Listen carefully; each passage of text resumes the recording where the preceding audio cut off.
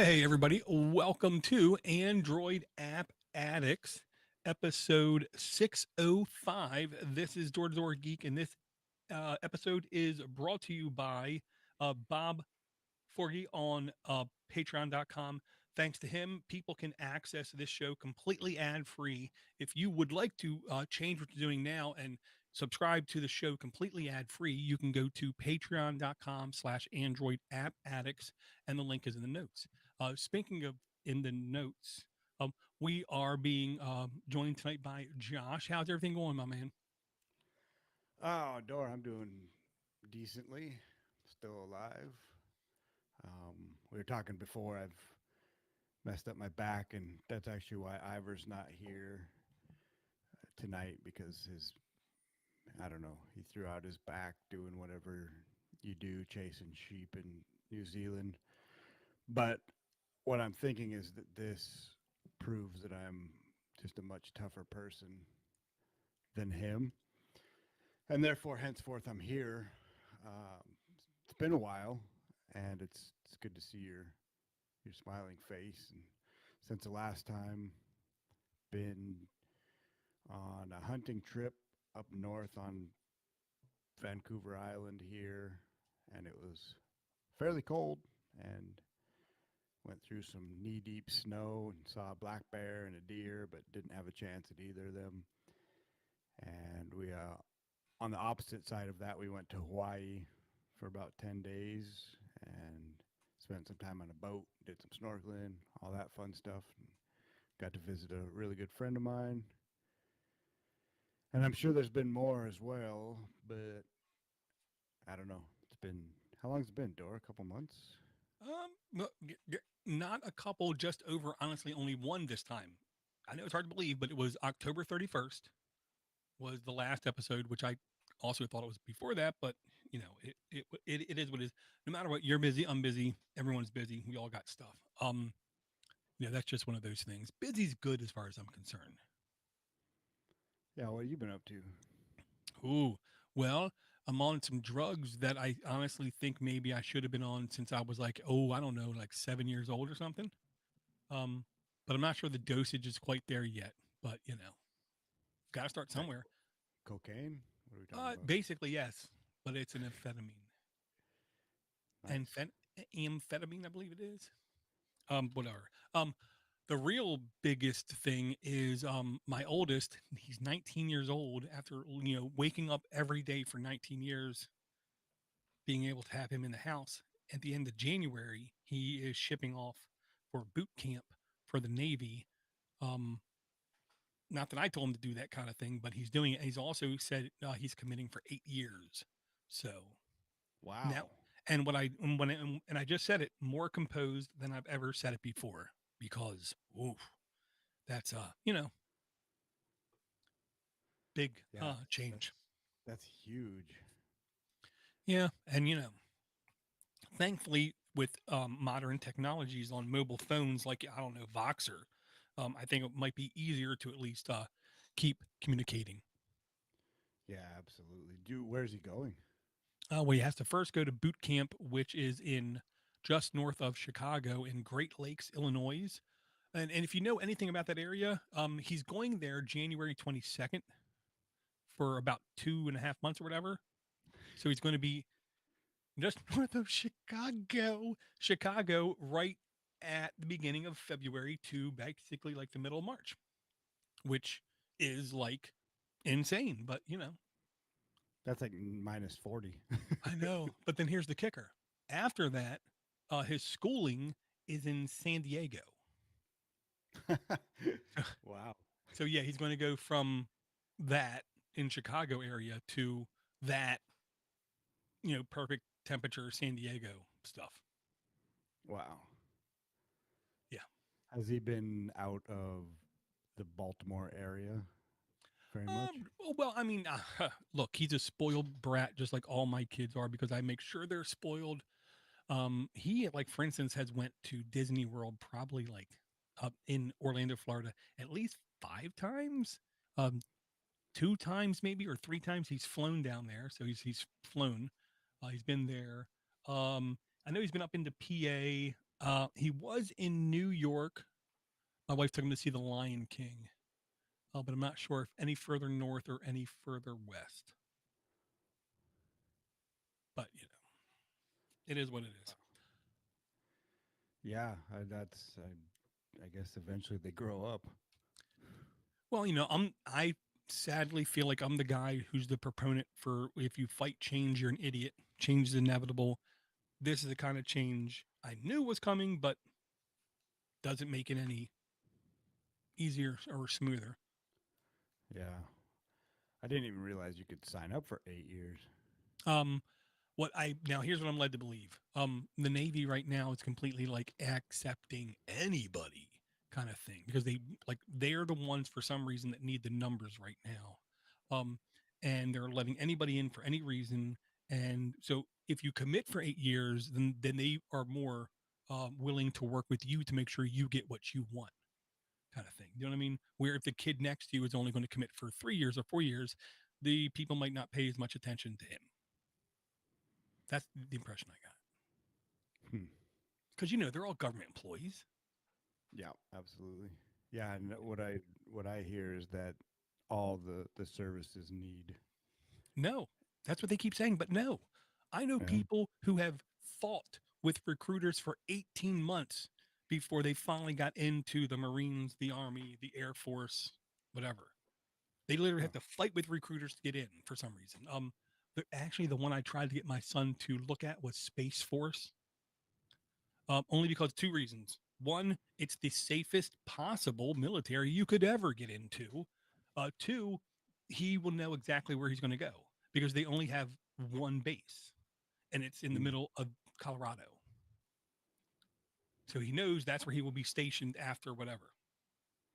Well, plus it's pretty sweet to say you're part of Space Force. I'm just telling you right now, when I was sitting at the MEPS and watching the recruiters, like with their people going into there for checkups kind of thing, the it was clear who was Space Force. Everyone else looked like they were ready to like dive into a bunker or whatever to a degree, and Space Force was like a executive from a billion-dollar company walking by, even though it was just a recruiter. Right. Yeah, Plus, it's a fairly funny show as well. well, I mean, it has Steve Carell. Can it be bad? But I digress. So those kind of changes happening. And then I have like you know, my phone with the big crack in it not changing. My wife killed her phone, so I let her use my phone for like 2 weeks until her newer phone came in, and I was going back to the old um, Huawei P20 Lite, which honestly was shockingly good, except for making phone calls. Whenever I would make a phone call, no matter where I was at, I would hit dial, and then would sit there for literally 45 seconds before it finally connect and start ringing. But Well, I feel the same thing. I still have my what was it, a P30 Pro, mhm. and I've been using it. Like we bought a cheap drone, and so I've been using it with the controller on that Yeah, yeah. because I can't get the 6A Pixel 6A with the Graphene OS to run the drone software. Blah blah blah, and it's such a nicer phone, the P30 Pro. It's just such a Well, it's amazingly better than this Pixel phone. I mean, here's what you're getting into the conversation I really wanted to go into, but two, the gimmick with every single phone that's ever existed is it doesn't matter who the manufacturer is, it doesn't matter what the model is, it doesn't matter what the year is. Every manufacturer can have that one that just hits every spot and runs really nice, and every manufacturer can have like a Galaxy Note 3 it was or something. You know what I mean? There's always that opportunity to just not do stuff right. My example is the One Plus One, the original banging. One Plus Three I had, okay, and I can't. The next one I had was the One Plus Nord, 10G or whatever, and it was one of the worst devices I've ever had in my life. But it's One Plus. You know what I mean? Everybody has wins and losses.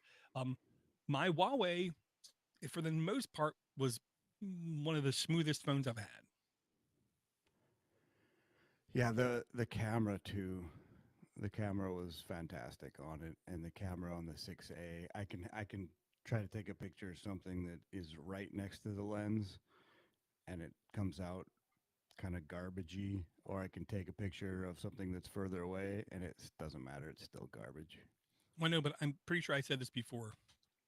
Did you try taking pictures before installing Graphene OS? No, I did not. But on Okay, then, Graphene's website, I saw today, it said that it takes just as good of pictures as it does with the Pixel software. well, but in America, we can lie about anything and there's no consequence. I mean, so I'll just say my 6A is, I'm not going to say perfect or great. I will say once in a while, I notice I take a picture and if I'm quick enough, I actually see in like 3 seconds some resin going on where it's trying to, in air quote, figure out how to do the right picture. And sometimes it turns out really nice picture of, you know, my son's cat or something. I don't know. But you mentioned the fact having multiple devices. To me, one of the biggest reasons, especially now approaching 2025, to have multiple devices is to separate out priority, separate out privacy, separate out risk. Um, the big, for instance, is I really don't like doing banking at all on my main device, period, just because it's the device where I click stupid links or do whatever. So I won't do certain things on my main device. I do believe as time goes, more people will think like you and me, like separating out where we do stuff or when we can do stuff. I actually today put on Google Play services onto this. There is a there is an app that I've been using to listen to a I don't know what his name Mate. It's something about being a better parent. I don't know. I'm not paying attention, but the and so I have it in MP3 format, and I was looking for. I think I brought this app before, but it was smart audiobook player. Hmm. It's been great, and it's I like it. I like it a lot. And then today I went to listen to the book again, and it said your 30-day free trial is up, which I didn't know there was one. So now it goes back to basic, which it still works and all. And I would, it's one of those apps that I'm happy to give money for, and it's a single time payment. There's no Mhm. subscription, and of course I can't do it on Graphene because it needs Google Play services. And so I sent an email to the developer asking him like, hey, is there any other way to do this? And I haven't heard back. And then there's something else too. So I tried to, I tried to stay away from Google Play services altogether on this phone. And I feel a little bit tight in the crotch about doing. That's not the right term. Tight in the other side of the underwear about Mm. putting it on there, and I don't want it, but there's just no other way to buy apps or to give the money. I mean, it would be so great to have side channels in order to give developers money, or like the way that I see it is using Bitcoin as a easy way to transfer value Mm. to the developers, and it's just not. I don't think there's any infrastructure that's like that at the moment. Well, yeah, and I do think the key word is infrastructure. You're right, because nobody wants to work too hard to get it done. So you have to rely on the infrastructure to carry stuff both ways. The closest I've ever seen to having an alternate thing where you can pay for apps or pay for something is literally like the Patreon type service where they can offer you exclusivity to have this app. And look, if it exists, um, the benefit to it is, well, then you have a much broader um, spectrum of the developer's ear. If you do that kind of thing and you find that kind of thing where you're paying, whatever, it could be micro payments from Bitcoin every month or whatever, just to subscribe to that kind of thing, to where you would be able to literally directly feedback with the developer. And that's the kind of ecosystem that honestly could really be beneficial and thrive. But we have the Google Play Store, we have the Amazon App Store, and then we have piracy. And that's it. I mean, I don't know anything else where you can literally enjoy yourself buying apps or perusing apps or whatever, because everything wants to rely on that Google backend or the Amazon backend for payments. Well, this is something, and it's unfortunate that Ivor's not here because he would like to hear this. That could be built on Noster as well, where you don't need to have an account necessarily with the actual Play Store. You know, you have your Noster login and connected to that your wallet, and it's sort of like the what's it called, the Mm-hmm. Zap Store. I've used that a bit now, and that is directly, most of them are directly by the developers, are putting them in to the Zap Store. So now you're getting the updates directly from the Right. developers as well, without that Right. Yeah. third That's party. like that's like in the other app, putting in the GitHub Up, link. Obtainium. Obtainium. I never say that. I never think that right. Yeah. Um, so yeah, that can definitely work. And um, I did ping you, but obviously it was in the wrong place, because I had Amethyst installed. I had my account there, but I don't know. I had to register because I had my name, is what I'm thinking. So I had to get that. There was two possible pieces of information I could supply that would authenticate who I was to reactivate my account, which was also the same thing I needed for Zap. Basically, Mm, it's my private key, whatever they call it, yeah, like SEP yeah. or SUP or whatever. And I looked And every, yeah, and it's like I couldn't find the damn thing in any of my emails anywhere, where I swore I had to register with Amethyst when I first no, did. if you created your account on Amethyst, then it would have. You don't get. That's not something that's emailed. Like, that's something that you have to get through the app and maybe copy and paste it into Bitwarden or wherever you want to save your private keys. Hmm.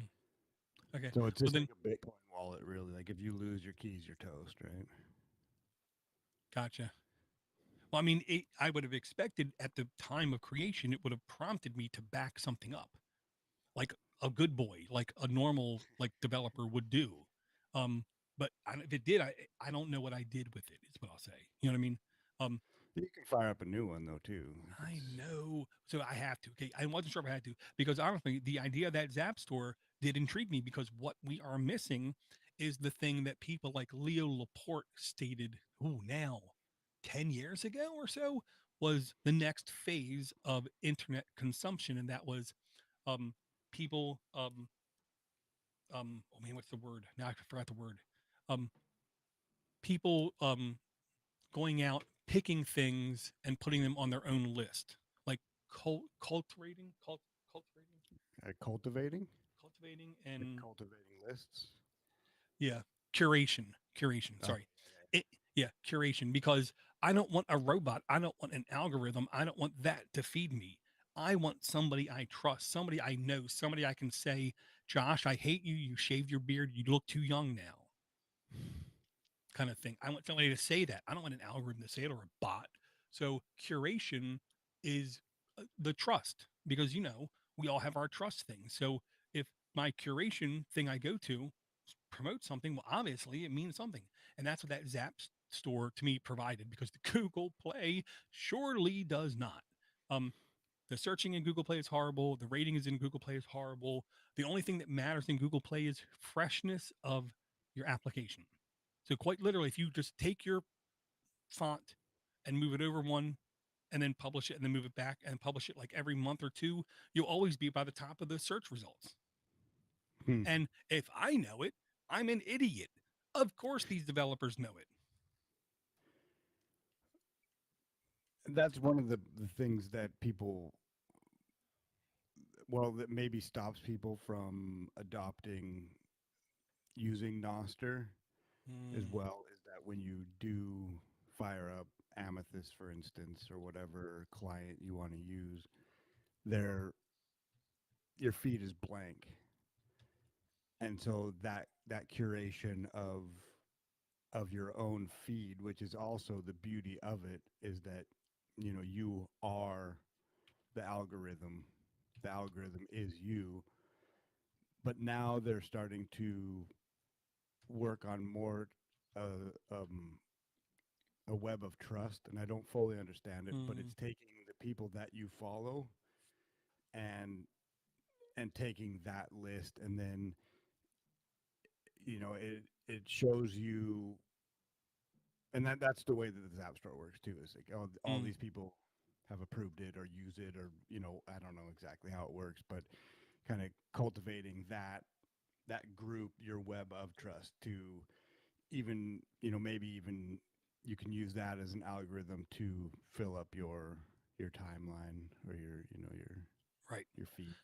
Yeah. And I'll say when I first started Amethyst, I will say I felt like, the 89-year-old female tourist in Mexico City. I didn't feel really comfortable going out of my hotel. I wasn't Yeah, sure who to trust. I wasn't sure where to go. So when I went on the public stream where, there was just so much and half of it was in a language that was in English. So I'm like, oh, let me just back up now slowly. Oh, there's Josh. Hey, man.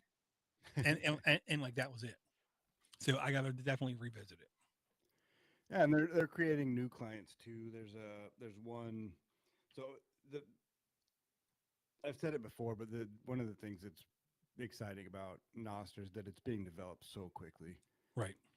and so that with the Zap store, but then there's another one, an app called Olas, which there's a guy, his name's Mm, Pablo07F, and he is putting stuff out all the time. It's amazing how much this guy is shipping as far as apps and coding goes. And so it is a substitute for Instagram, I guess. Haven't really used Instagram at all, but it's more of a photo based feed. mm, So yeah, I mean it's fun, man. It's fun. So if you need help getting back into it, I don't know. I haven't set up a new account, well, ever really. But I mean, it's free. Generate a new key pair, and then you have to do get your NIP5 set up, which is just your name and all that fun right. stuff that Oh, you okay. have to do. Yeah. And I will do it. And like, here's the real reason why. The more okay, I was honestly bullish on Bitcoin back when you could go to a website, click a button, and it would literally give you a Bitcoin, and then you, Right. you would just wait like 5 seconds, click it again, it would give you another Bitcoin. Um, but now I understand the real like path of ultimate success and greater value of Bitcoin is quite honestly distrust in local government or government. There's always going to be a country in the world that distrusts its government. So it will always be valuable somewhere in the world and probably gaining value somewhere in the world. So dare I say, like inflation, I don't see how it could ever possibly slow down. Yeah. Bitcoin will only get more and more and more valuable. I saw a graphic. I think it was today actually. That if you at $10,000, if you were to put it in the bank Mm-hmm. uh, 10 years ago, it would be worth 3,500 now, $3,500. And if you put it in Bitcoin, it would be like $510 million, Yeah, something exactly. crazy. Well, I mean, history has shown the worst thing you can do is just leave your money in the bank. Yeah, absolutely. Yeah. You Well, might as that well. I'm Hmm? starting to understand that a little bit more. And like, I never understood interest-free loans and what like we were looking at getting solar panels, and the government of BC is offering, you know, interest-free loans for 10 years or whatever it is Right. for these things. And then just realizing that probably every adult already knows, like, oh, wait, this is actually a good thing because in 10 years, that $30,000 or whatever it is you spend on the is going to be, you know, 30% less than it is now. Right. Yeah, I mean, I can't remember who it was, but they described the best way to pay off that kind of loan, which is you put in the amateurization. Damn it, Amortization, that's a hard that. amateur. Yeah, that. If you go in like you're going to do a mortgage for the same amount of time, and you put in the numbers for that amount of time, and one of the lines will be the amount of principal that is being paid every payment. And if you notice, like the first payment, it's literally like a penny, and the second payment, it's like 3 cents. And and it literally goes up that slow to where you're finally paying the most toward your principal by the very end of your loan. That's the exact same rate at how you should be paying off one of those loans as well, because today you're doing much better investing your money in something else because it's interest free until that time. Why would you invest all your money right now? Just put in enough that you know that when the time comes in the last like year, you can start making like fat payments, you know? So yeah, that was very interesting to me. I will say that. Well, down there though, you have 30-year mortgages and stuff like that, right? Oh no, no, these idiots can go up to like 60-year mortgages. 60, I'm pretty sure. I thought I know you can go more than 30. 5 years Yeah. up here. Every 5 years, you have to go in and redo Mm, your mortgage. mm, It's unbelievable, man. Like we're sitting on a, I think our mortgage is like 2.4%, mm. and now it's going to come due, I think next year, and the interest rates are like 5 or 6. Right. You couldn't lock that in for any longer than 5 years. It's So ridiculous. you're saying it's a great place to visit. Yeah, Got it. yeah. If you like Got it. Got taxes, it. it's a great place too. Well, somebody has to pay them. Yeah. So on behalf of other people, I say thank you. Yeah, Um, but Bitcoin went up, broke 100 grand. it's one of those things, yes. And obviously, and if you watch, because here's the thing, the beauty of Bitcoin is its transparency. We can see that nobody major made huge significant investments in Bitcoin right before that happened, which means it was just as much as a surprise to everybody else, Mm. which meant nobody knows more than anybody else. So partake That Michael safely Saylor. and enjoy. You know Michael Saylor? I know the name. MicroStrategy. Yeah, They yeah, have yeah. something like 400,000 Bitcoin now. He's Right. been for the last 4 years, maybe, um, just putting money like they're taking on debt to buy Bitcoin. I think the cost average is about $56,000 per Bitcoin. He's Yo, got 400,000, I man. I could only say he's an idiot if it turns out he's wrong, but I can't say he is, you know. Oh, that's a great strategy. I mean, it's their stock is record high. Like Hmm. it's yeah. Oh yeah. Yeah, I'm not a gambling person, and I do remember telling my wife, if you download like the Robin app, you can invest in Bitcoin futures, right? Why don't you do that? And just leave it there for a while. And she did, but after like a year and it like tripled, I'm afraid I gotta take it out. Yeah, I well, said, that's their I said, ETFs now as well up here oh, I down know. there. Don't, dude, it's only going to keep getting more fundamental. And that's the way I look at it. It's becoming more fundamental, which means people in their 40s and 50s actually are starting to understand what Bitcoin is and how it can be an investment path. Yeah, Well, there's still people though that just think, oh, it's a joke, dude, it's a comical, it's blah blah. Well, all there are right, man. people that also say the earth is flat. That doesn't mean they're right. You know what I mean? No matter what anybody says, it doesn't mean they're right because people are wrong a lot. You know what I mean? Nothing has to make sense to anybody. That's one of the rules of the universe I know for a fact. nothing is under any like authority to make sense. So if it does make sense and you say, well, it can't be, well, then you're an idiot. I'm just saying. Okay, Great. now there's like a secret thing in air quote I had to bring up. And I love the fact that even Josh said in the thing, like, why would you have Stardew Valley in the notes again? Well, I mean, there's kind of a reason for it. And the reason is 1.6 version of Stardew Valley came out on desktops. Now it might have been like 2 years ago or something. And one of the biggest things was true multiplayer, true co-op multiplayer where you could have up to, and if you were just open up the any file and change the number, you could have up to like 10 or 12 people on the same um, instance doing stuff kind of thing, which I thought was really cool. And they said at that time, concern date, that it probably would never come to Android because the amount of work is too much. Okay. Well, then all of a sudden, boom, here's 1.6 on Android. And if you load up the home screen on the app, there's no co op option. There's new game and continue. But guess what? Co op is there. It's just hidden behind the Contra code. Now, everybody say it with me: up, up, Up, up, down, down, down, down, left, right, right, left, left, right. right. And then it was BA, start. select, start if you want Right. two players. Right. Now, the actual Konami code isn't start and select, it's just B and A.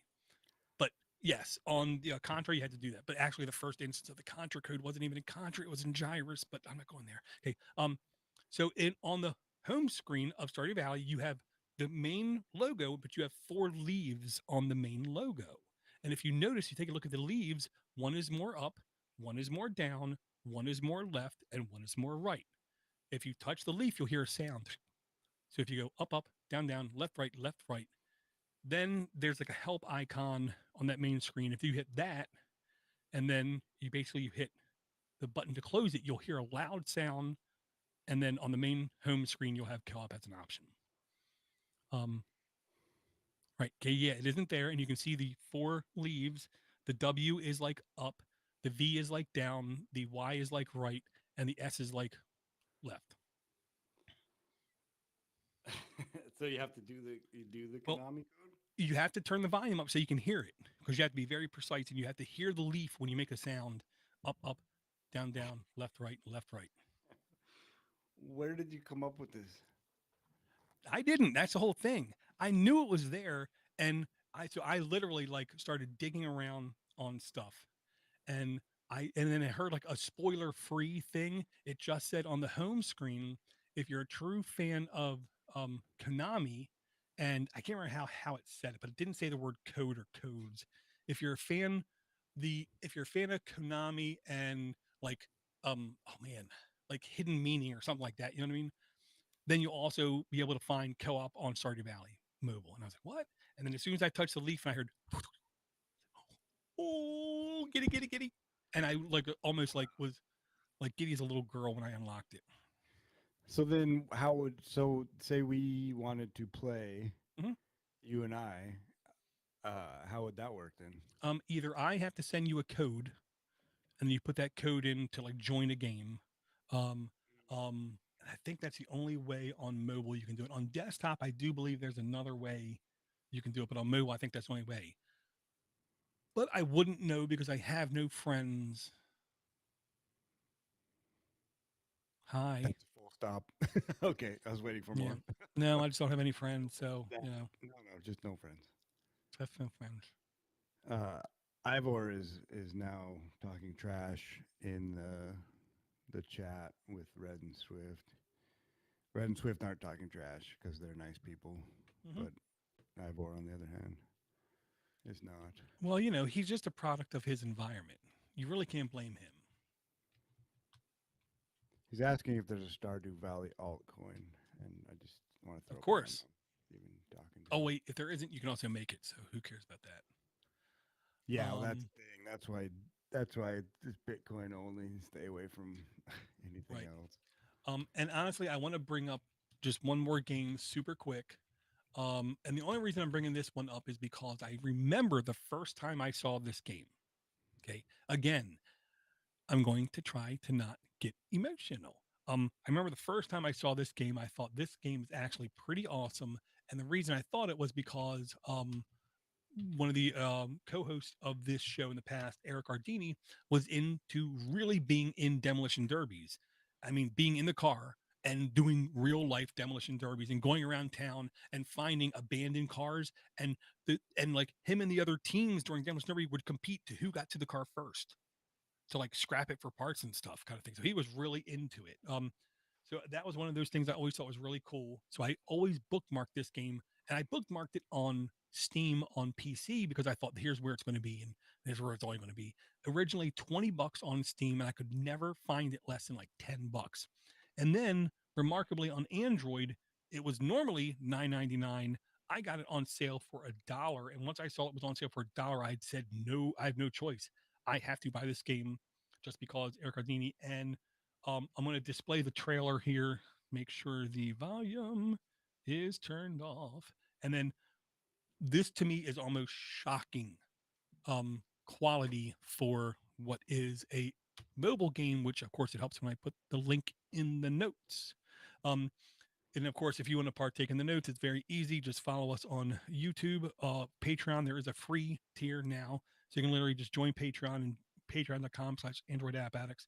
And you can follow us and we post whenever we do a show live. Or you can follow us on YouTube with the stupid subscribe and bell crap, which I really encourage you not to do. Um, this game to me has shockingly good graphics for being on Android, but no, it's not like high def. This isn't like real life. You're not going to confuse this with, the Matrix or anything. But it was to me like shockingly good for a mobile device, and I was able to put it on um, a Chromebook, and it ran good, not perfect, not great, but on my phone it ran just fine. My phone got hot, but it ran just fine.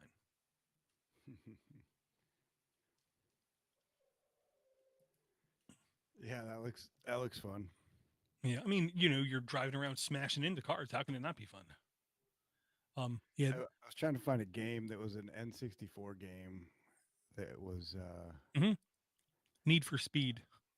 no, it's not. It's It was one of the Need for Speeds where the point was to make the most violent accident. no. No, Oh, that sounds I fun too tried. though. I No, tried. it was you basically fight other vehicles and there was like a clown driving a bread truck or something. Oh, you're talking about Vigilante. No, that's not Yes, it. it is. It's Vigilante and Vigilante 8. One of the vehicles is a like almost like an ice cream truck thing, but it's a clown in it with his hair on fire. Yeah, Vigilante. Ah, It is. It was almost like the Twisted Metal kind of thing. that's what I'm talking about. Twisted Metal. Well, yeah, but on Nintendo 64 there wasn't a Twisted Metal, there was Vigilante and Vigilante 8. Sure. Yeah. Pretty kind of pretty. Vigilante 8. So what was Twisted Metal on then? Twisted Metal, I want to say was Sony, maybe, possibly. Maybe it's a different game altogether. I'm thinking of. Honestly, I think it's one of those things. It's the same game, just different things on different platforms, maybe, or maybe same developer kind of thing. Because yes, it was definitely Twisted Metal like, but with the clown thing. And the only reason because one of the two of the YouTube things I watch, one of them is a guy who claims to go through every Nintendo 64 game and beat it from beginning to end. What you watch is like clips of it. You can go watch the whole thing if you want, but it's kind of crazy for some of the games. And yeah, I do remember him doing Vigilante and then Vigilante 8 or Vigilante 8 You and know then the what? second I think it must have been on PlayStation 2 one. when I had one Yeah, of that was Twisted Metal. those. Yeah, sweet. Yeah, good stuff. Well, that's good to. I mean, anytime we can bring up Eric's name, I'm happy. hmm So, is there any more like privacy type things to talk about, or did you want to start slinging apps like we're on an inner city street corner? Let's see here. Well, one thing that would maybe take us into that is that I've been kind of doing progressive web apps. Mhm. by just saving the link to the home screen and things like that. And I quite like it. Just even for websites that that I can never remember the name of and things like that. Right. Just saving them, and it's easy to do. I don't know very many people that actually do it, and I've showed a couple other people how to do it, and Well, yeah, on it's the very on the default OS, I'll just tell you, you don't have to show anybody how to do it. I don't know what triggers it, but some websites you go to, when you go to it, you have a little pop up come down, and it says, "Do you want to install this to your home screen?" And if you hit install, it's just a web shortcut, but it has its own icon, which is the um the favicon from the website, and it's just a shortcut link. You open it up and it just opens up, and it is basically a browser, but they try to tell you it's an app. Um, that and then of course, if you want to get advanced with it, you can always download Hermit. what is it? Hermit, Hermit, brought it years and years ago. Hermit and Hermit Pro. What it allows you to do is to create those custom shortcuts, but then you can customize them by different favicons. You can have like deep link into certain things, and I do believe it will let you save credentials as well. Hermit to me was the best application to have on a budget phone where you couldn't download like full versions of apps because it just weighed too much. So Hermit made it very easy to have very light PWAs on the go. Hermit Light Apps Browser. Yeah. And then there's a pro version. Pro version, I believe, literally just supports the developer. It might do like one thing different, but nothing that I know of. But yeah, definitely valuable app on my arsenal. This is one of those apps I always have backed up APK just in case I'm on a device where I know it would be beneficial. Hmm.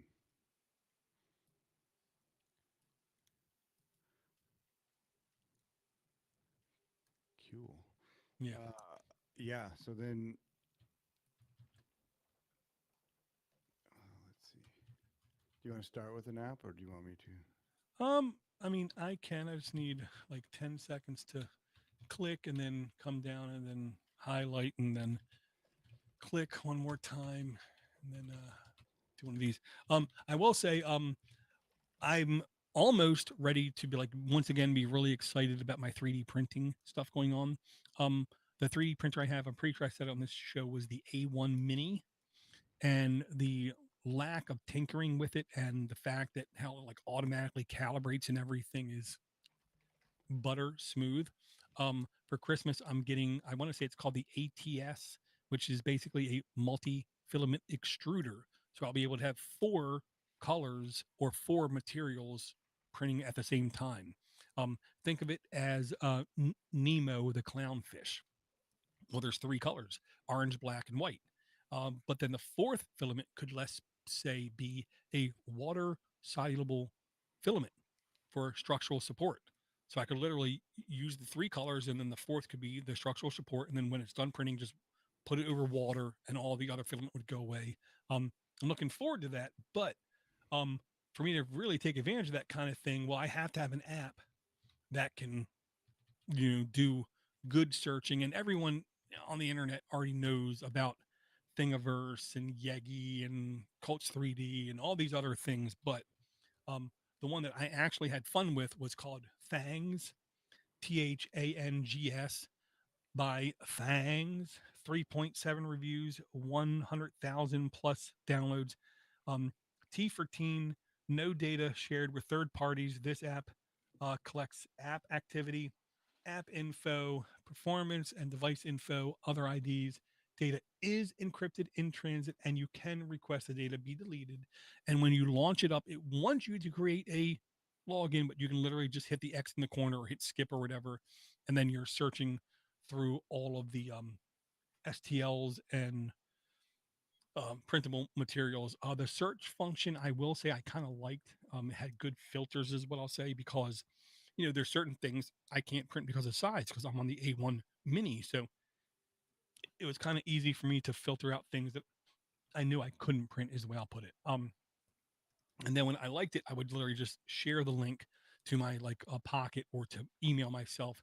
And it was very easy at home to just click it, open up the same thing, come into my A1 mini slicer and say import, and Bob's your uncle, but he could be your aunt because this is 2024. So, you know, did you just assume my gender? I would never. Oh, good man. So that's just an app that I thought was great for perusing, browsing, and finding STLs. Nice. Yeah, I might enlist your help because I busted out my printer, which I sort of broke before when I was using it to print parts for itself, Right. and uh, and so I want to get back into that and have the kids start printing some stuff. So are you still is Octoprint still the way to go? It still works really good is the way I'll put it. Like on my A1 Mini, the difference is I don't need Octoprint because the app built in to it has all that stuff, with it. But yes, for the normal 3D printer, Octoprint is a great way to track, monitor, look at prints and cancel prints and start prints on the go or mobile is what I'll say. Yeah. Now the question with him is, you want him to actually design things, and then it's the choice. Do I use Microsoft Word? Do I use Open Office? Do I use Google Docs? Kind of choice, because there's many different tools to create those 3D models. Onshape, I'll say, is the easiest to learn on, but it's an online only thing. So there's no local hosting, there's no local anything with it. It's just a web interface, and it works pretty good. The problem with it is if you try to make a sphere, it will look more like a disco ball than a sphere because of polygons, like it's on Nintendo 64. You know what I mean? Yeah. Yeah. For all the other tools, it requires much more, I'll say, dedication.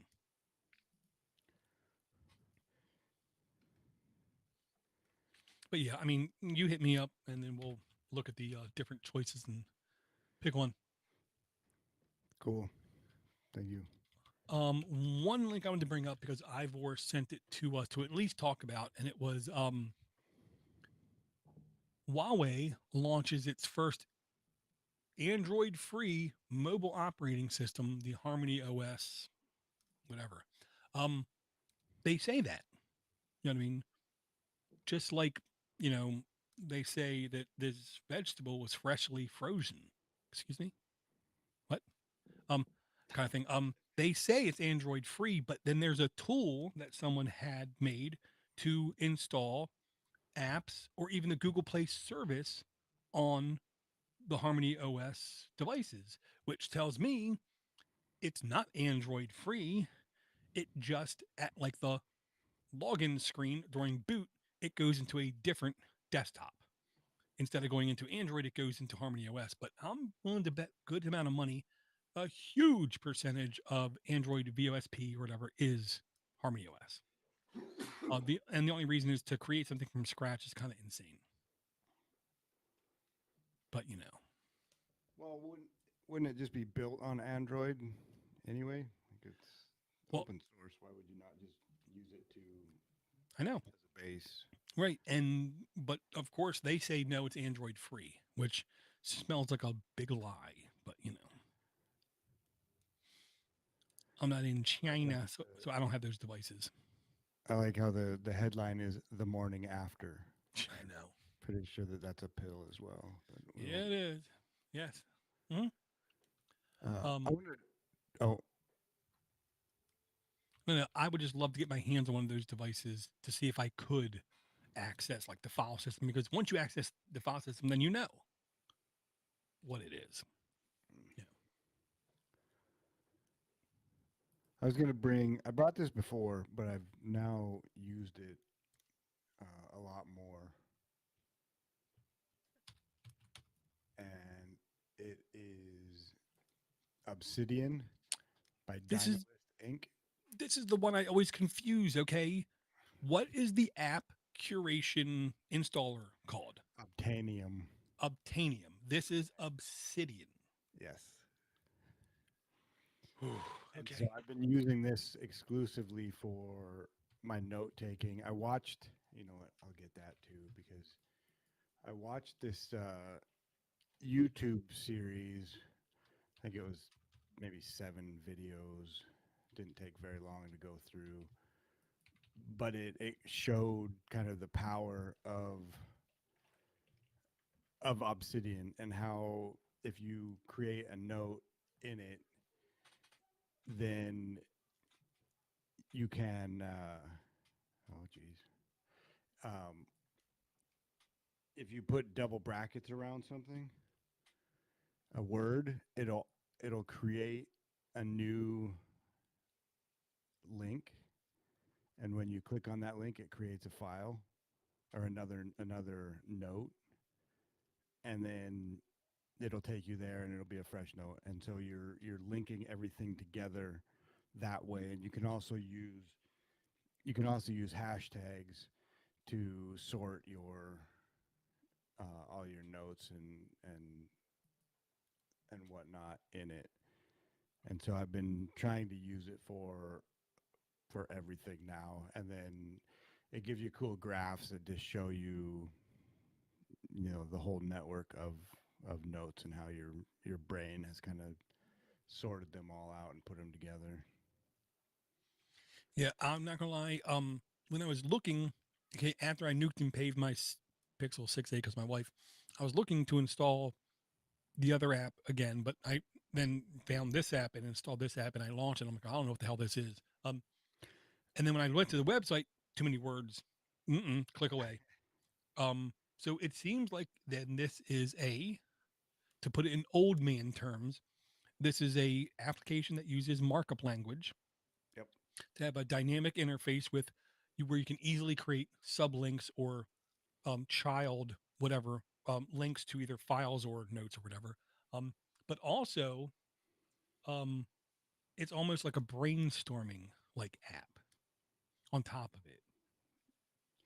Yeah, the guy in the videos Oh, oh, oh, does a oh, really good job of describing. the word I wanted to say, sorry, was like a tiddlywiki. It's like a self-hosted wiki type site where also because of it isn't only markup language, but things get indexed in the background to where you can literally have like headers or chapters or like big points and then have like branches off of that. Absolutely, Okay. absolutely, and it's really, I find it a really good way to organize thoughts. So I'd recommend anybody that is interested in it to watch at least the first video, and you can kind of just see it scratches the surface as to the power of this app, and it's quite insane, really. It seems like a simple thing. Plus, like Dor said, it is written in markup, or the notes are created in markup, so you're not really being locked into this Obsidian ecosystem. I mean, you can take these anywhere because markup is a ubiquitous language, and you can use them on a website even if you wanted to. Right. And see, that's where I was honestly confused when I stumbled across this app accidentally. Um, so does the information like whisper sync across devices to where if you go to a web page, you can access the same notes where you didn't have to do anything extra? No, there's a ton of plugins for it. If Mm. I'm understanding what you're asking, and one of them is Share, and so that one is using someone else's server. Although you can host Mm. it yourself as well Oh, to kind of create that interoperability, or I could share it with you, and then you would just have the link for it, and we could share a note. What I've done just to sync between my phone and my computer is, and I think I brought this one before, and it's the fork of sync thing. I might have brought it last mm. time, and so this has been working flawlessly to sync between the two. I tried to use the P Cloud account that I have, which is my cloud storage solution, and it didn't work that great. Just trying to have a folder on there in order to be able to sync it between whatever devices I want. And so this, I put sync thing on my computer and on my phone, and then just sync the folder that I want, the directory, and it's Right. worked out really well. Yeah, I mean, I've just jumped in this sync thing again for syncing of my classic emulating ROMs and save states. So quite literally, I can on one device, play a game, hit stop on another device, pick it up, and I'm at the exact same spot. Um, so yeah, sync thing. I mean, it's really hard for me to speak better about technology. It does seem like it's mostly private kind of thing, and that's what I wasn't sure about the Obsidian thing was like how private it is. I didn't realize you could run your own server. Number one, that to me is huge, like a big, huge selling point. When I was trying to look at the license for it, I couldn't figure out is this you know Creative Commons is open source, is it GPL, is it I have no idea what it was, and I couldn't figure the damn thing out. Um, but everyone wouldn't shut up about it after I stumbled across it kind of thing. Because right now I'm still using standard notes for my note taking, which is literally just text, which seamlessly syncs across everything. But also, just like the Amethyst creation of a login, if you create a standard notes account and you lose the password, there ain't no getting it back. It is impossible. Literally, they have um, district court even summons them information, and they can't. All they can give them is an encrypted blob and say, "Here you go." Maybe in whatever years when quantum computers become real, they could, but not right now. So yeah, I'm gonna have to give Obsidian a look because I do. Because look, I love the idea of markup language.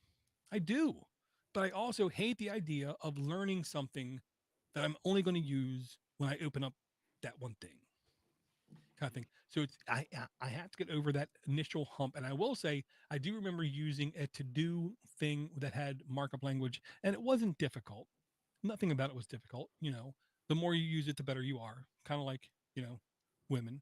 Or wait, But this isn't. You don't even need to know Markdown. It's just. I mean, it's like using an or if you go on a my brain's starting to shut down. Um, it might be, but you have a really cool looking hat. yeah, thank you. My father-in-law brought it back from Churchill, which is where they go to look at the polar bears. Ah, What's the number one web page developing WordPress? If you go in and oh, you're editing WordPress. Okay, sorry. you're editing a WordPress page, and you can look at the code or just do it in. Hmm. And so it's like that. All you're doing, it's using Markdown in the background, and you can use Markdown, but you can also just say like a H2 header or whatever. Ah, yeah, yeah, yeah. And so you can mark it down like that, or just Mm. in So this you're rig. saying it's a little WYSIWYG ish. Yeah, yeah. Yeah. It obfuscates a bit of that, I am but so give it a old. try, man. Okay. Give it a try. Check Honestly, out YouTube videos too, and it might clear things up a bit. okay, the link will be in the notes for the app and the YouTube video. They are already like bookmarked. Um, and I will say, yeah, Sync Thing or Sync Thing Fork is the kind of thing where if you just need files over there that you have over here and you don't want to think about it, but you need it to be persistent, Sync Thing is the obvious, like, only choice right now that just works with.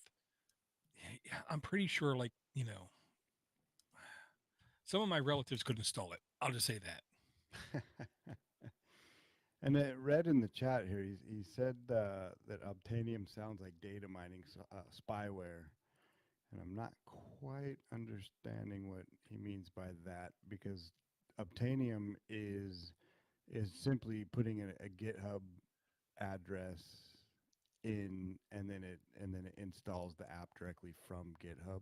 Yeah, I mean, But there's absolutely no reason to have spyware that snoops on AI kind of thing because everyone is giving everything away for free. There's no reason to do anything secretively. I mean, if you're doing something secretively, then you're an idiot, is the way I'll put it.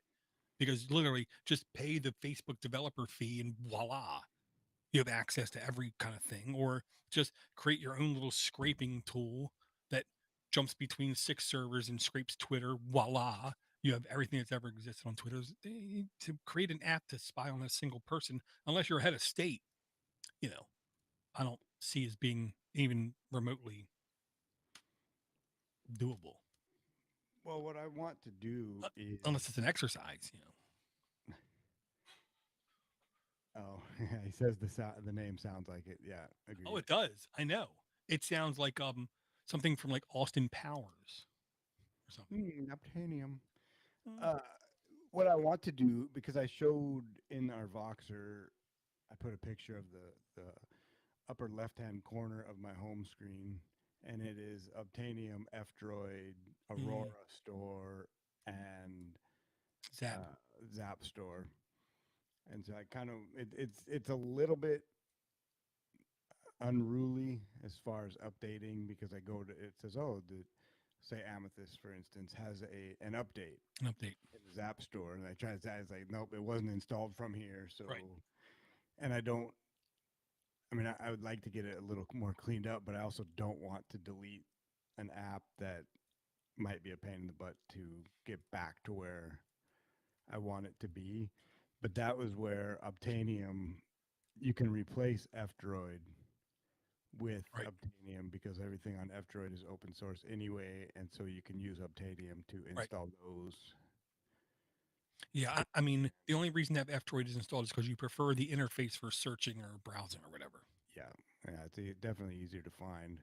But then, so then, yeah, then I've been using F Droid to find something, and then going to the source code and then putting that in Obtainium. Basically, I'd like to make things as complicated for myself as possible. Well, I mean, that's what we all do. That was one thing that is like one of the pain points to me with the Android operating system is there's no way to say I'm going to install this app and this app's lineages or like oversight is only going to be handled by this one application. If it had that, these kinds of things would be a billion times easier. The only way around it right now is to install like a work profile or like using the island app to like isolate things like that. But that seems like completely unnecessarily overboard, like, trying to kill a gnat with a nuclear weapon, you know, doesn't seem like the smartest thing to do.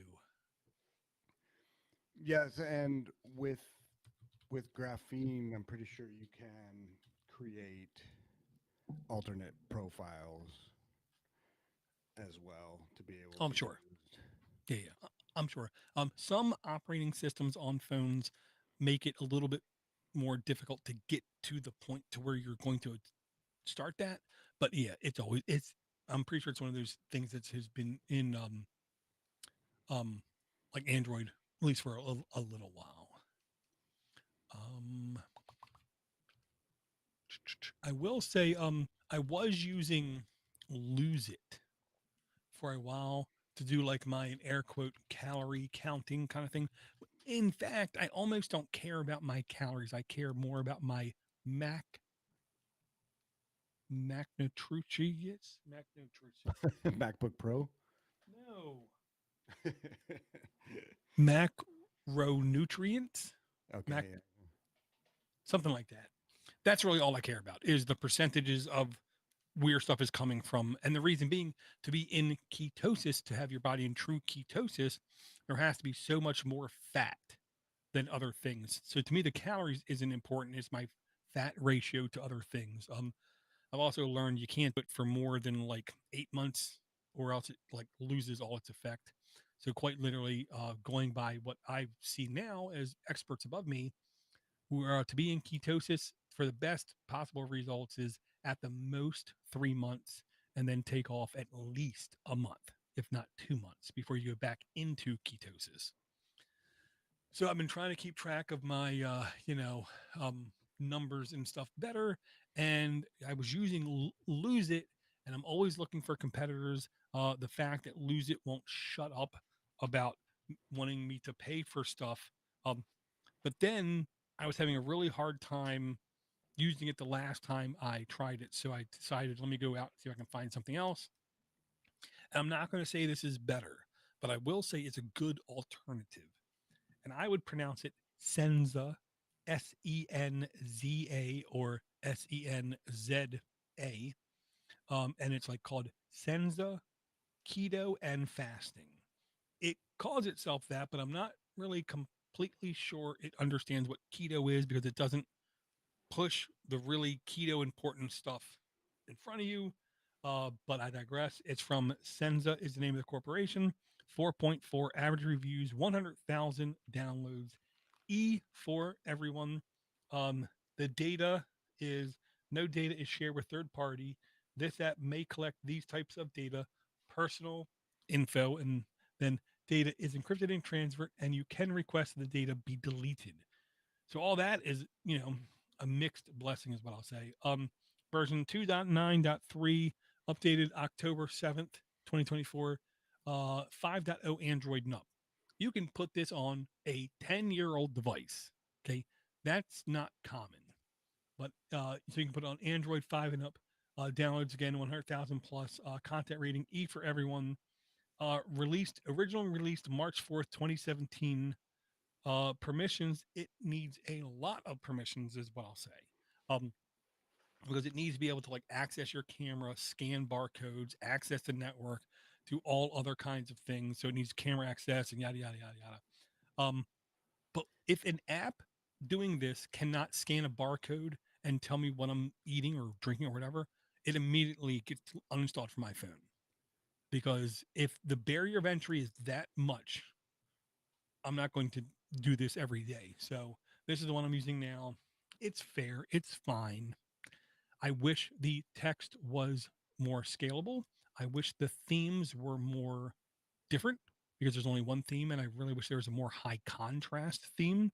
If you take a look, almost everything is like black on gray or grayer on darker grayer kind of thing, which makes to me text a little bit, you know, difficult. But the app works. The app does what it says it does. It isn't intrusive. It isn't begging for money nonstop. Um, I scanned something and it works. The only time I scanned something that didn't work, I know for a fact it was a very new product from my wholesale club, like less than like 2 months old. So, Hmm. Yeah, I remember using one of these when I was trying to count carbs for keto. This one right, looks pretty good. The one I had was just kind of the same thing. You scan it and right. it gives you all that. And I think that the just avoiding food with barcodes is maybe the best way to go when it comes down Well, I will agree that will be the ultimate healthiest, but you still got to keep track of stuff. And it's one of those things. I truly believe just keeping track of what you eat alone will make you change what you're doing, change your habits because you realize, you know, this or you realize that kind of thing. The other reason why I honestly got was pushed towards this app was knowing that purchases completely free. Um, no ads. I don't know how to beat that combination, that trifecta of, you know, stuff. to. Yeah. Yeah,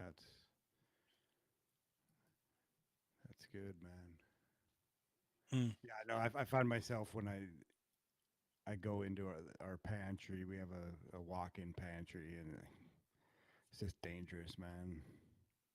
well, I mean, so is walking through the inner city. Um, but as long as you do it in moderation, you probably won't get stabbed in the neck. You know what I mean? Um, Moderation is the key for anything. You know what I mean? If you drink too much water, you're going to die. You eat too many carrots, you're going to die. You know what I mean? Just, don't go crazy. And unfortunately, with what's the word I'm thinking about? High processed food, it's very easy to go overboard because it's so calorie and stuff dense. Yeah, You know what I killing mean? some calories. Oh yeah. Yeah. But I Uh, digress. yeah, well, I'm gonna change it up a little bit here. Hmm. Uh, this is not an app necessarily, but it is one that I have added to my home screen. Hmm.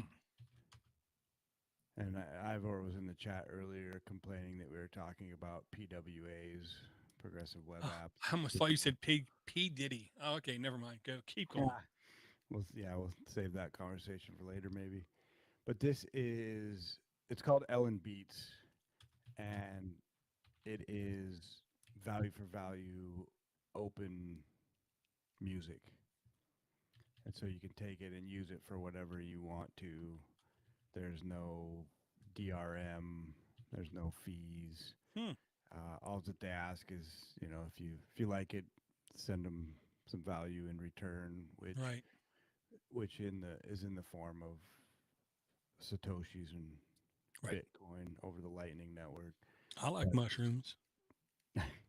this is uh, where I've started for my other podcast that I don't do very often, Hmm. finding music for Oh, that. wait. You mean that other podcast where like your co-host was like six? That's the one. Yeah. Good stuff there. Yeah, it was good to talk to somebody intelligent on a podcast for once. Well, no, I don't understand. Next. Well, okay, now here's the thing about the LN Beats. I want to say I want to find time where I'm literally just listening to music and not listening to, lectures and stuff. Um, what I need in a music app is like intelligence when I pick something. Oh man, I like that.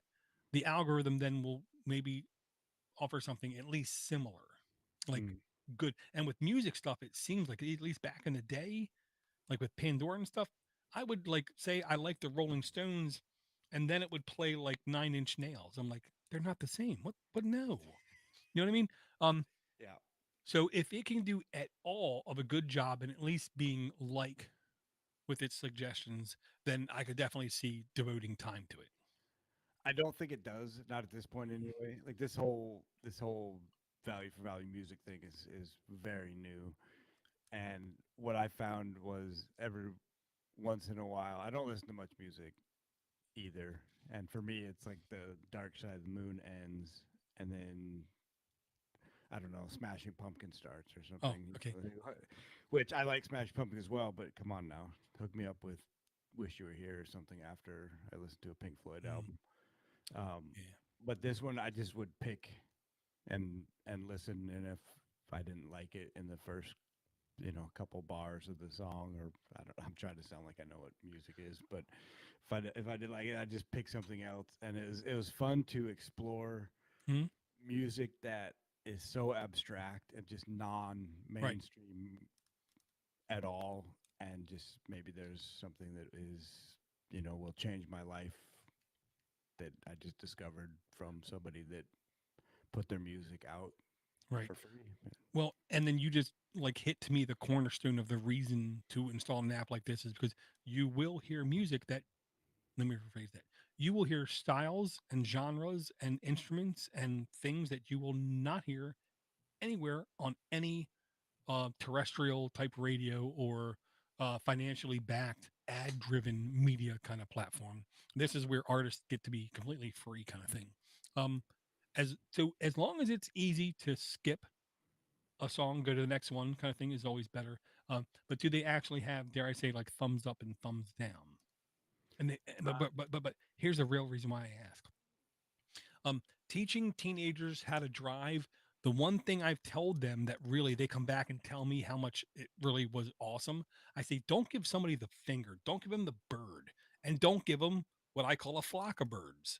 Instead, just put your hand up and put your thumb up and then slowly give them a thumbs down while you stare right at the person who did something stupid and they get livid. They get crazy. I mean, it's like you just stabbed their mother in the face kind of reaction. Because yeah, people hate getting thumbs down. But I digress. This might be more up your alley. This is Wave Lake, Oh, and it is also value for value music, and it's more polished. And there's an app. Uh, the only thing I don't like about it as much is that it's a little bit. It's kind of behind Wave Lake, and it's not as easy to just send value to the artist. Gotcha. Uh, and so, but this might be a better one. So that's the trade-off. Yeah, and you can still do it, and I'm not sure what they're doing now because I haven't looked at it in a while. Mm, But this one has a radio station that you can listen to, and right. it has an Android app. So another way to listen to value I for value music. yeah. I I just mean, it's know when great to be able to cut out the record labels and all of that. You know. that to me is the best thing that still we don't really completely understand or completely document about www, the internet. This connectivity is the ability to cut out the completely unnecessary middleman who also has their own agenda to keep their own salvation going, kind of thing.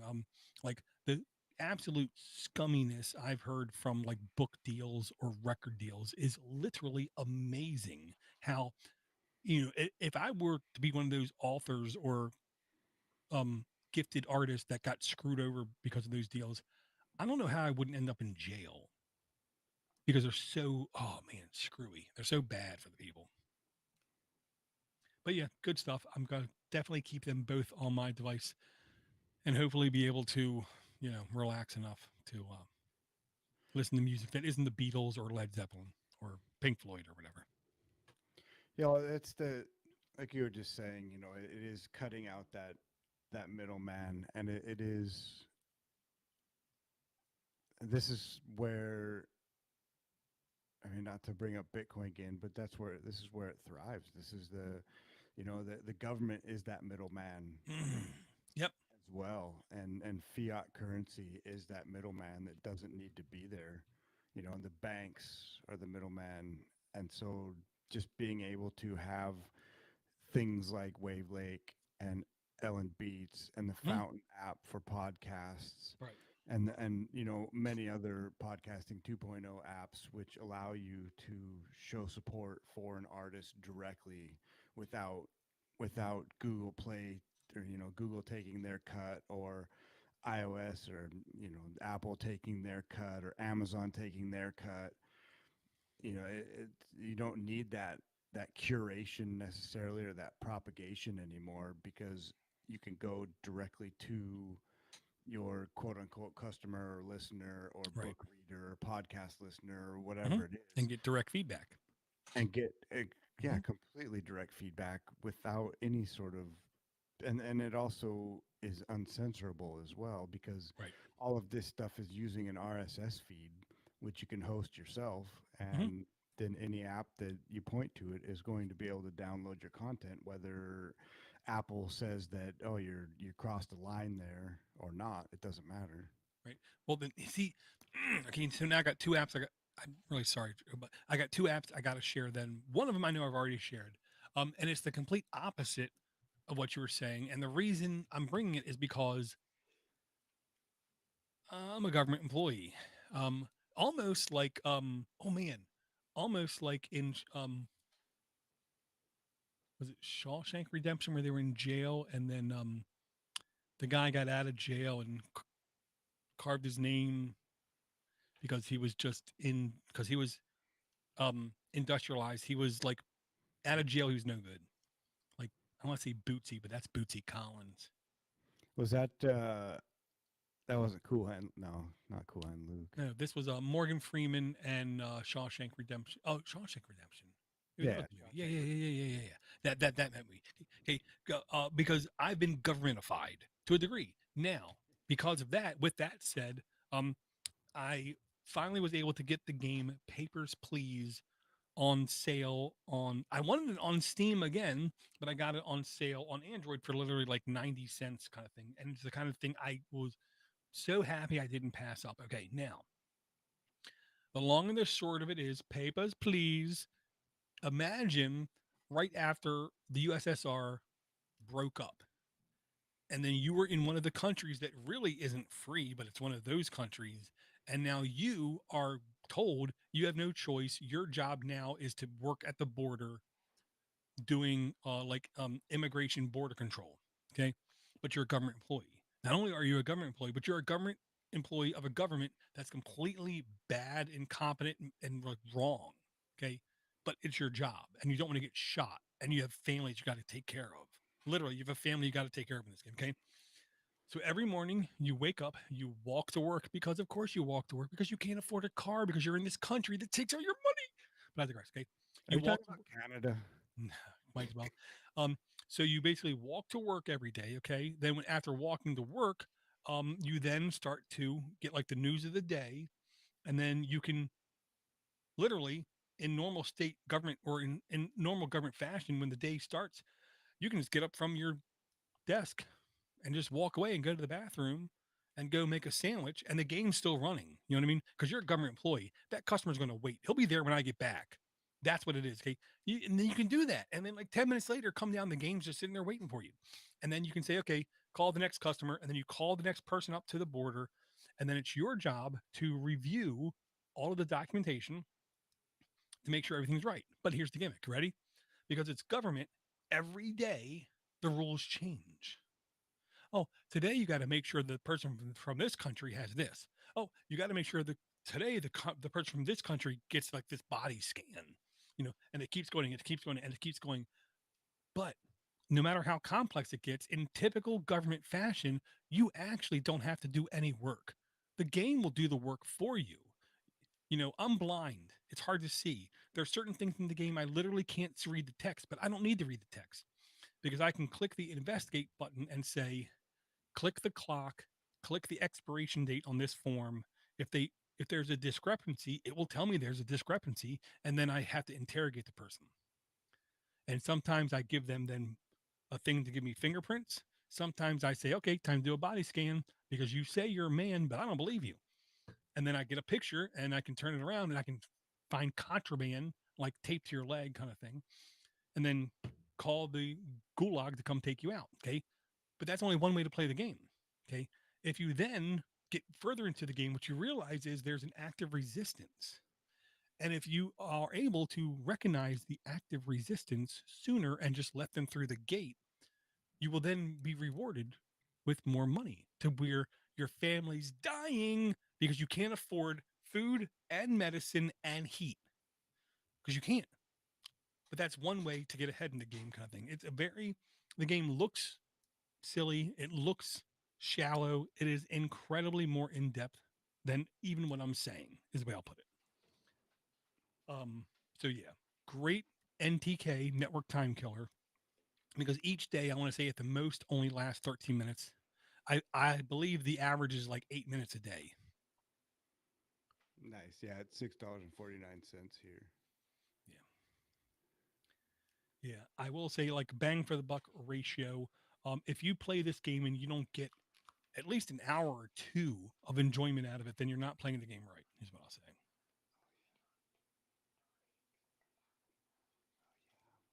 But yeah, I had lots of fun because we could literally just say, look at the person's face, match it against the face in the ID. Does it match? And I don't need to know it because the computer tells me if I'm right or wrong.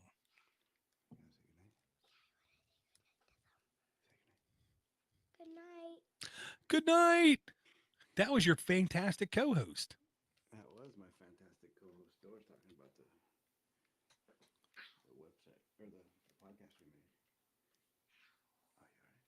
Oh, you all right? Okay. Okay. Okay. Have a good sleep, folks.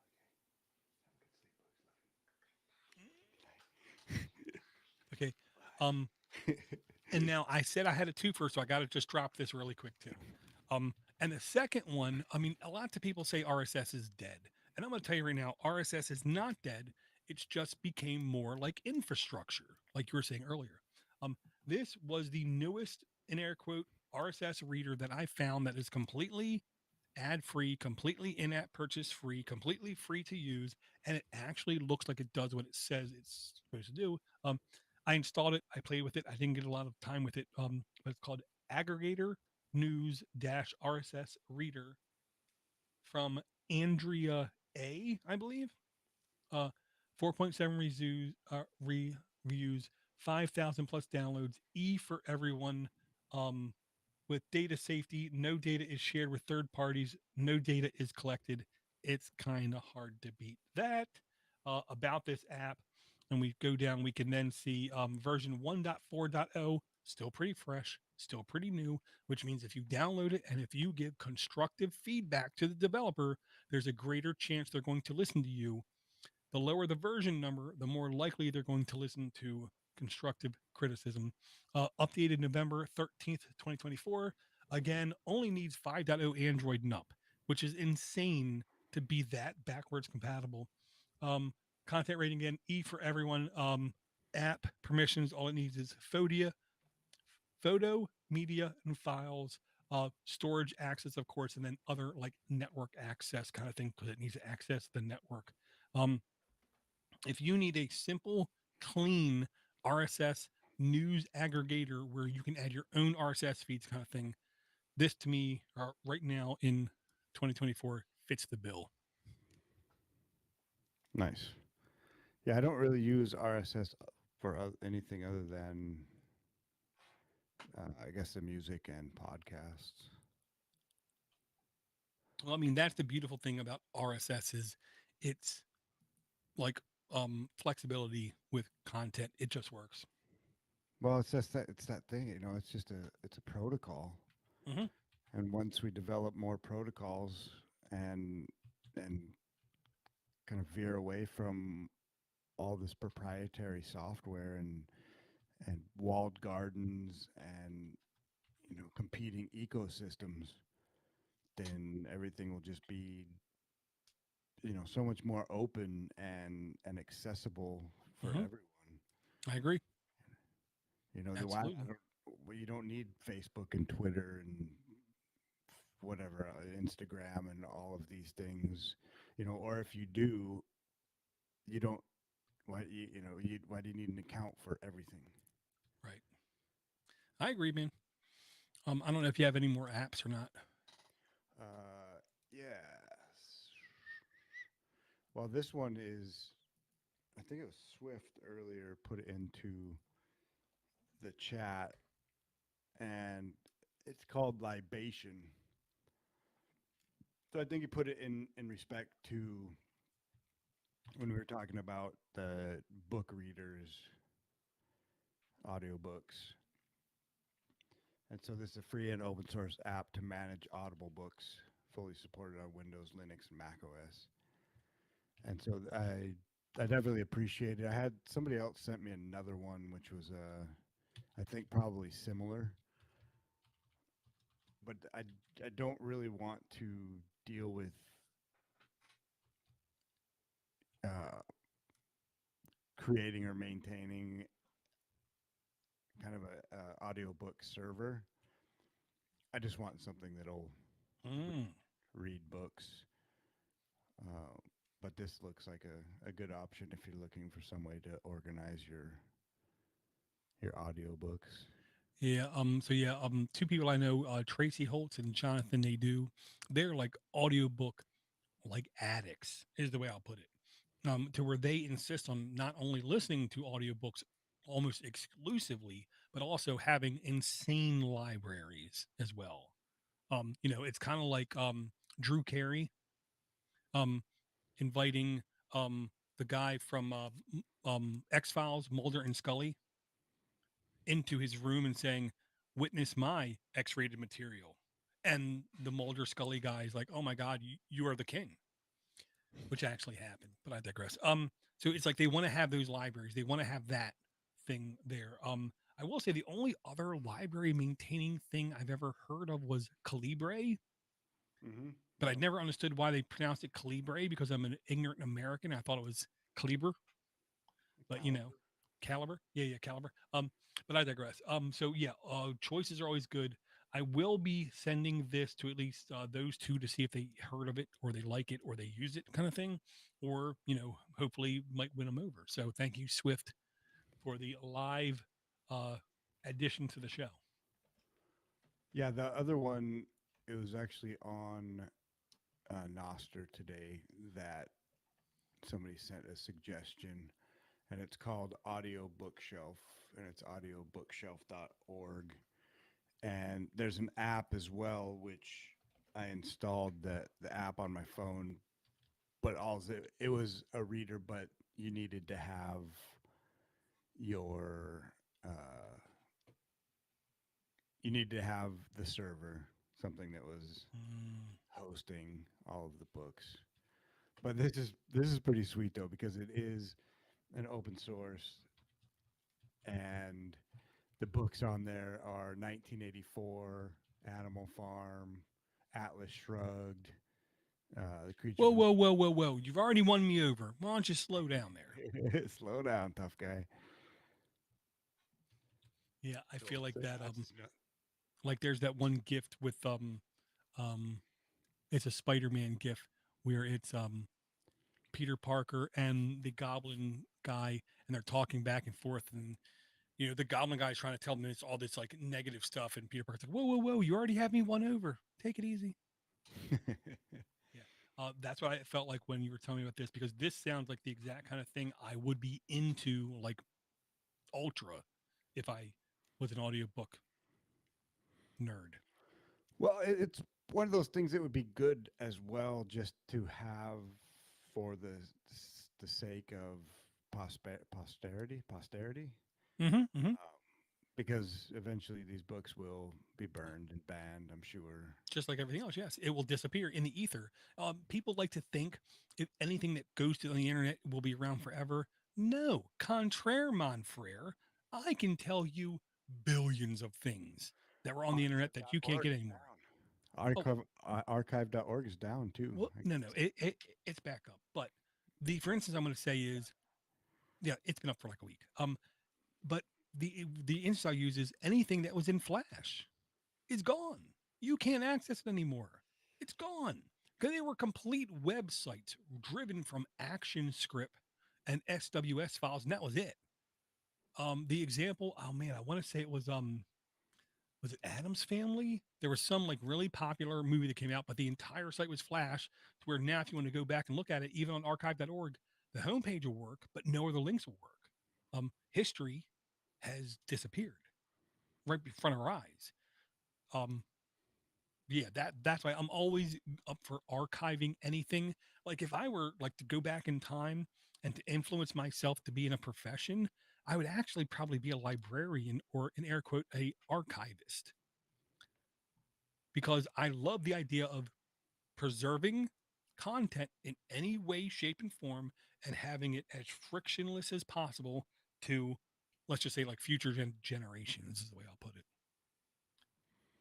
Yeah, this one, the audio bookshelf, is a self-hosted audiobook and podcast server. So that's quite interesting. Triggered, triggered. Okay. Yeah. Yeah, maybe I will have to set this up on something. Maybe See, it has a download on okay. an Umbrel server or Start9 or one of those. Yeah, I know what you're talking about, like an Ansible script or whatever. Yeah. Um, but you see, because here's why I'm triggered. I've always wanted to have a very easy way that I could add a new feed to my podcast, but then say, "Hey, Josh, do you want to know everything I'm subscribing to? Follow this one link from my server because that's where I add all my RSS feeds to that I want to follow. And if you just follow that one RSS feed coming out of my audio bookshelf server, then you would know everything I'm listening to at this time on podcast." This might be a Noster solution, Door. I'm not exactly sure how they work because I haven't looked into it, but you can create lists on Noster. Mm-hmm.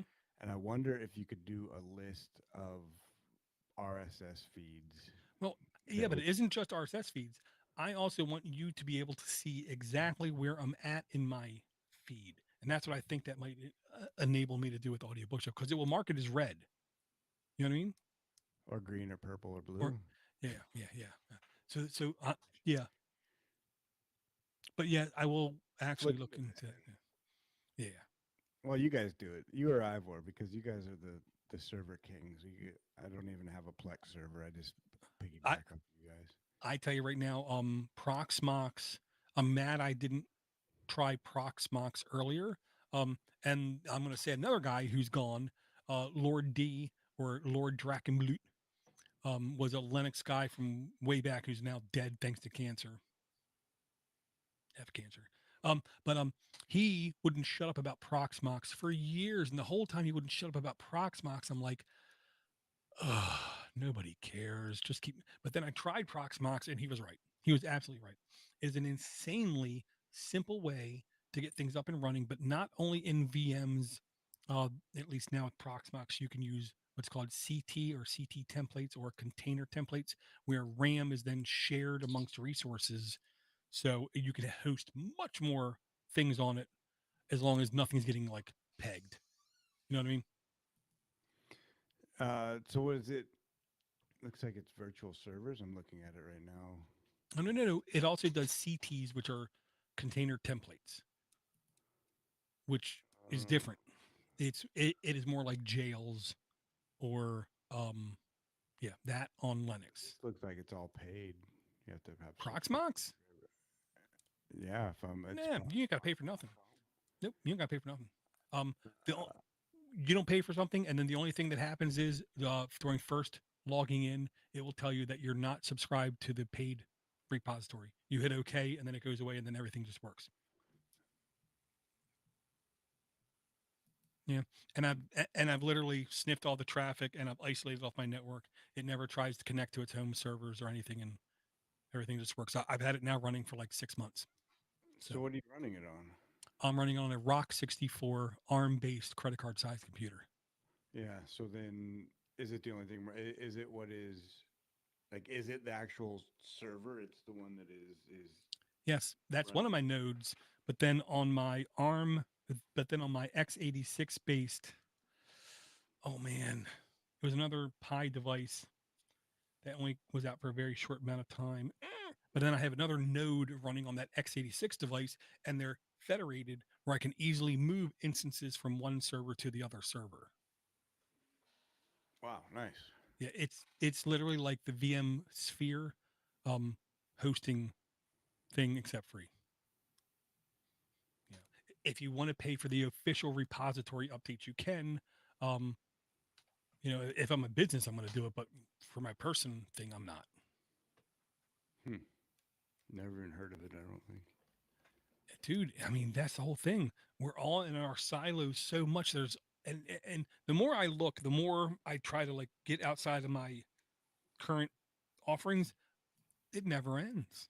There's software out there that can do anything from open source menstruational tracking and stuff to, you know, um, knowing within like an hour when your kid is most likely to be born, kind of stuff.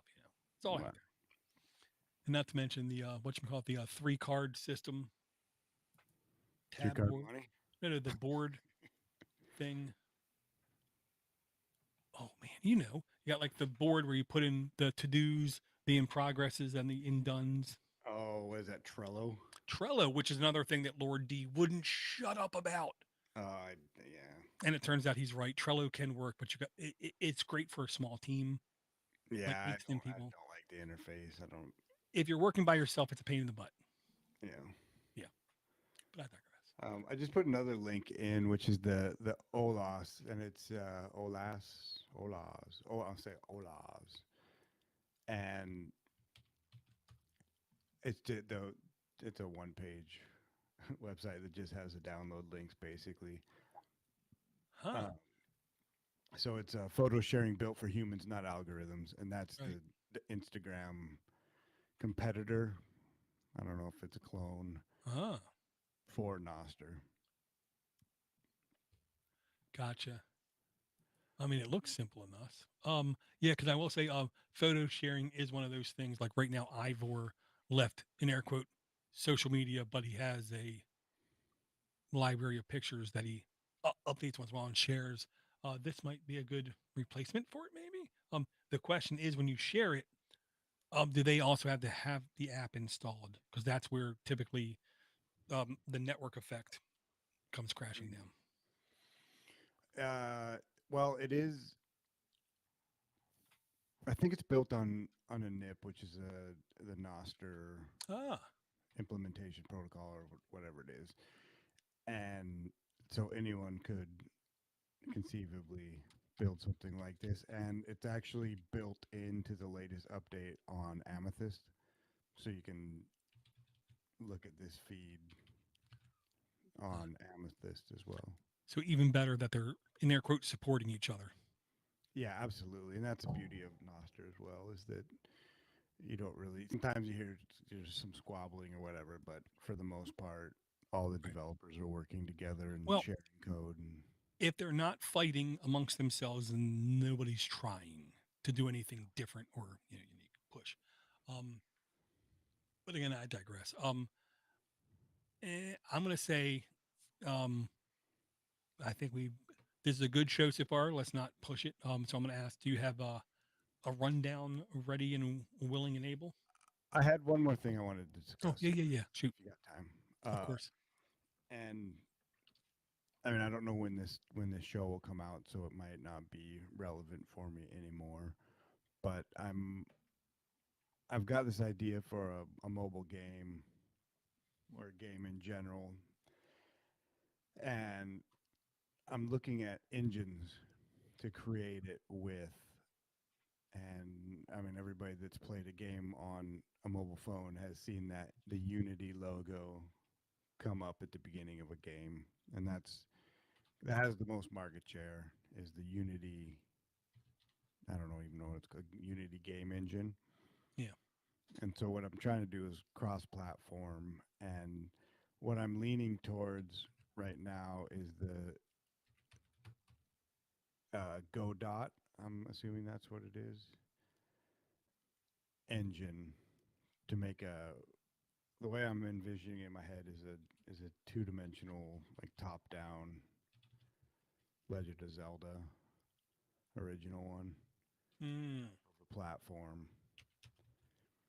And so I was gonna ask if anybody has any suggestions or you know something to help me not step on a landmine straight away while trying to develop a game. Well, I mean, what I'll say also, this is almost like picking a phone or picking a Linux distribution is, um, if you can find somebody who already used this and built some kind of base framework, dare I say, there are like meta games out there called like RPG Maker. You go on Steam or Microsoft Xbox Store and you can literally buy a game called RPG Maker, but it's not a game, it's an RPG Maker where you literally design buildings and houses and roads and everything, and you design like hurdles to overcome and then rewards to be unlockables and all kinds of things.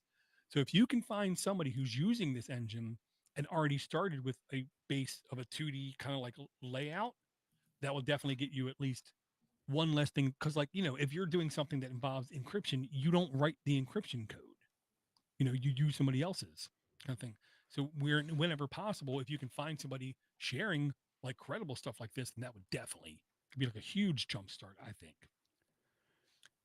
Agreed, and I think that's also where the engines come in, is they do give you that base Mhm. to start creating with. But I understand what you're saying, and I've seen that RPG Maker, and uh, so it's almost like a template. It seems like to use to start with. Yeah, I mean, I always think of it as just like a kickstart. It's, you know, you don't have to invent the wheel. The basic idea is already there. You now take it from there. Of course, it comes with some limitations because you have to do what they're doing. But if they give you something that's like towards your thing and it's well documented, then not only can you use it, but then you can look at the code and learn how they did things. Yeah, and customize it too. I think that when you do use something like that, you'll get some cookie cutter Hmm. type games. Right. Very But cool. okay, cool. Yeah, so that's my request. Uh, but as far as the rundown goes, we've got smart audiobook player by Books Software, Stardew Valley by Concerned Ape, Wreckfest by Handy Games, Hermit Light Apps Browser by Chimbori, Fangs by Fangs, the morning after Huawei launches its Android-free mobile OS, Obsidian by Dynalist Inc., Sync Thing Fork, we'll say by Sync Thing Fork, Senza Keto and Fasting, ellenbeats.com, Wave Lake, Papers Please by You have 3909. to say it with the accent, or else it doesn't work. Aggregator News RSS Reader by Andrea A. Libation, Liberate Your Library, Proxmox, Audio Bookshelf, self-hosted audiobook and podcast server, Olaz, and we were talking about gaming engines. The one I was looking at is Go Dot Engines, and I think that was all of them. Hmm. So I'm I missing think so. something obvious. Looks good to me.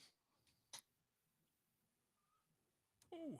So, dare I ask, Josh, can we help find people the path to the podcast with the extremely charismatic younger host?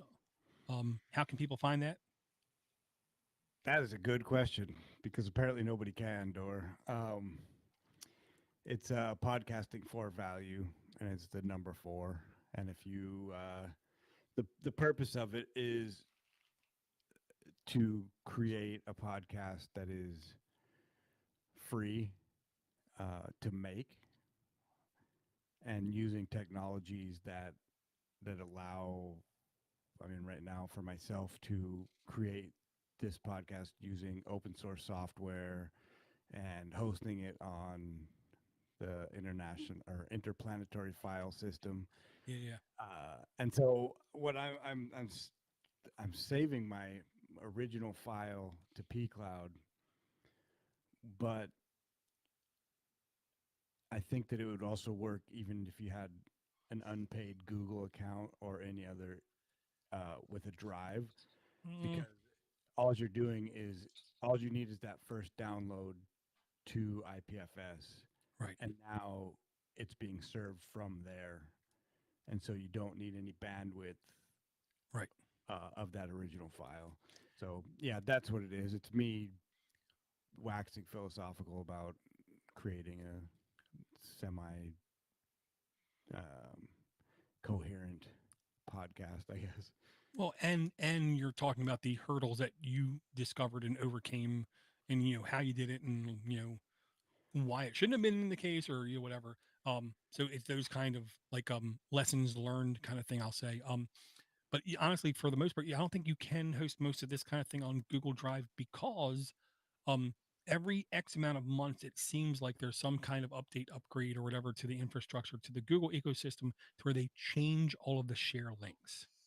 So unless you're willing every X amount of months to go back and redo all of the links back to the Google Drive, to me, Google Drive is not a cool way to long-term share stuff.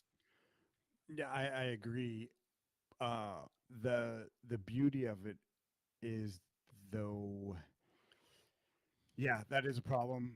But with the IPFS podcasting, you can have it create an RSS file Nice. with the links to the IPFS files, and therefore, when something happened to my pCloud, and all my sharing went tits up too, and none of the links worked that were in Mm, my RSS feed, but the IPFS still worked. hmm. So I use that as my main Right, RSS right, file, is the IPFS one. And so technically, as long as you have that first download, you should be good. But right. I definitely understand what you're saying, that I mean, because with the philosophy I'm trying to use while creating the podcast is that somebody shouldn't have to pay for trying to make it to where you can figure out how to do it without paying for the Right. hosting or anything else. Right. And to be honest, that infrastructure enables incredible amounts of free bandwidth kind of thing. to where right now, if I were to try to host this myself, even if it only had like 2,000 listeners, I couldn't do it. I couldn't afford the bandwidth. And another cool thing is that you can create an IPFS node, IPFS podcasting Mm, node, and if you have an Umbrel or a Start 9, for instance, those two have a single click install. And nice. then when you go through the website, which is painstakingly slow, uh, ipfspodcasting.net, I believe it is, Right. you can favorite shows. So Mm, like I favorite my own show and a bunch right. of other shows. Extend the cache. What's that? That will Yeah, extend the cache kind of thing. it does, and it keeps them. Right. It's not just the cache, but it also for posterity again. But the beauty of it is if anybody puts a split into Right. into their RSS feed uh, for the boost that you can do for the podcast, that is split amongst the nodes. So I've actually received a few sats from hosting, some of the bigger shows, Right. and when people boost into there, then it's split out amongst the IPFS podcasting nodes. So I mean, it's pretty nerdy and technical at this point. It's easy to do. I'd be willing to help anybody that is interested. So it's pretty cutting edge, really. I'm kind of running with scissors with most of it. Gotcha. Gotcha. Very cool. Very cool. And I will say I want to thank everyone for downloading, subscribing, emailing, keeping in touch. Either whether it is a Discord server, a Voxer chat, or just straight up email. I want to thank everybody. And thank everyone for downloading and subscribing, and everyone who goes to Patreon for the completely ad-free version. I definitely appreciate that as well. Um, so hopefully we will talk to everyone again before 2025. And thank you everybody in the chat as well. Awesome. Yep. Take it easy, everybody. So.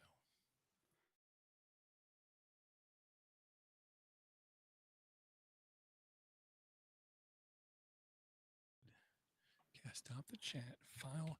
I don't know why, but in Audacity, my volume is definitely down. But on the bounce meter, on like the public facing thing, it's fine. So I don't get it.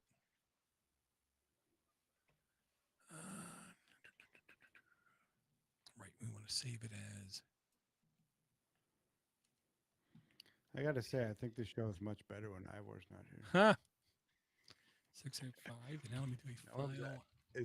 Has anybody been?